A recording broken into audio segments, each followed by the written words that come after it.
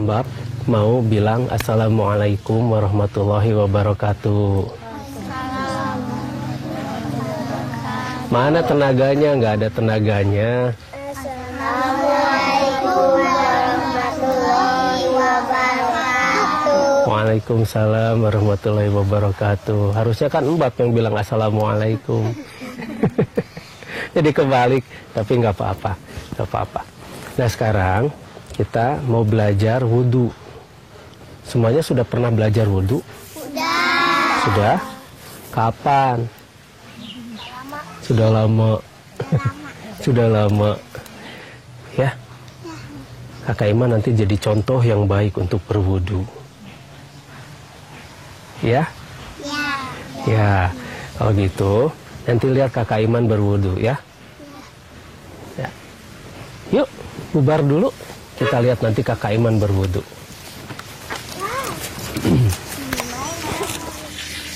Nah sekarang telinga. Tadi kepala sudah, sekarang telinga. Coba telinganya. Sambil ikuti kata-kata Mbak ya. Ya Allah ya Robi, aku mensucikan telinga ini. Aku mensucikan telinga ini. Dan aku berjanji. Bahwa aku hanya akan mendengar hal-hal yang baik saja. Aku tidak akan menggunakan telinga ini untuk mendengarkan hal-hal yang buruk. Juga tidak akan kupergunakan untuk mendengarkan aib orang lain. Nah, kemarin kita membahas mengenai cara bersuci telapak tangan, mulut kita, hidung kita, wajah, kemudian lengan. Telapak tangan dengan lengan maknanya punya arti tersendiri ya. Kemudian kepala, jadi bukan rambut tapi kepala. Nah sekarang kita akan membahas mengenai bagaimana menyucikan telinga kita. Ketika kita membasuh telinga kita, sering kita lupa bahwa sebetulnya ketika membasuh itu kita berikrar pada Allah Subhanahu wa Ta'ala bahwa kita akan mensucikan telinga kita dari mendengarkan hal-hal yang tidak pantas kita dengarkan. Ya salah satunya ya tadi mendengarkan aib tentang orang lain. Dan itu sebetulnya banyak sekali hal-hal yang sangat disukai ketika kita membicarakan aib orang lain. Jadi sekali lagi banyak acara TV pun yang membicarakan aib orang lain. Dan itu acara yang ratingnya tinggi. Kita nyaman dengan mendengar aib orang lain gitu? Betul, nyaman sekali. Karena kita merasa lebih baik daripada orang itu. Iya. Ketika kita mendengarkan aib orang lain, secara psikologis, kita merasa bahwa kita lebih baik dari orang itu. Begitu. Padahal, ketika kita menikmati aib-aib orang lain itu, setan tertawa. Setan itu senang ketika kita membahas tentang keburukan orang lain dan kita akan lupa pada keburukan diri kita. Sehingga kita menjadi tidak waspada terhadap keburukan yang ada di dalam diri kita. Nah ini yang berbahaya. Ini yang dikehendaki oleh setan-setan yang terkutuk itu. Nah kemudian ketika kita membasuh telinga kita, ketika kita mensucikan telinga kita, sudah pasti telinga kita akan kita jaga. Kita berjanji pada Allah akan menjaga telinga kita dari segala macam pendengaran-pendengaran yang benar-benar merugikan kita. Jadi kita memohon juga ya kepada Allah untuk tersaring gitu kayak pendengaran kita. Satu juga. Itu, terus kedua kita actionnya. Jangan hanya memohon dan mengharapkan keajaiban.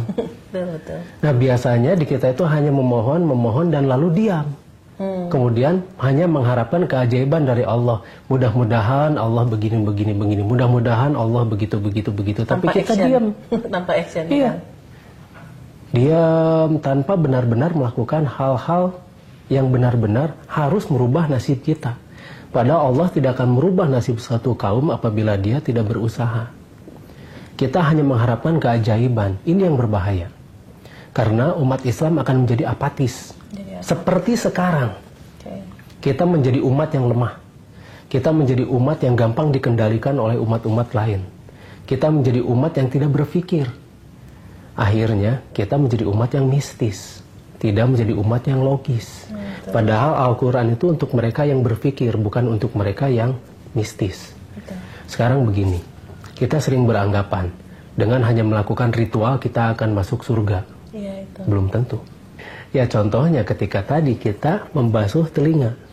Ketika membasuh telinga, tanpa kita mengenal makna dari ketika membasuh telinga itu, kita bersumpah dan berjanji pada Allah Subhanahu wa Ta'ala untuk menjaga telinga kita dari berbagai macam hal-hal atau pendengaran-pendengaran dan mendengarkan hal-hal yang tidak berguna, tidak bermanfaat, hanya sekedar untuk gibah, hanya sekedar untuk mendengarkan sesuatu yang menyenangkan tapi tidak ada manfaatnya sama sekali, bahkan untuk mendengarkan hal-hal yang buruk tentang keburukan orang-orang lain. Dan kita lebih suka mendengarkan hal-hal yang kotor. Jadi sekali lagi ketika kita membasuh telinga kita,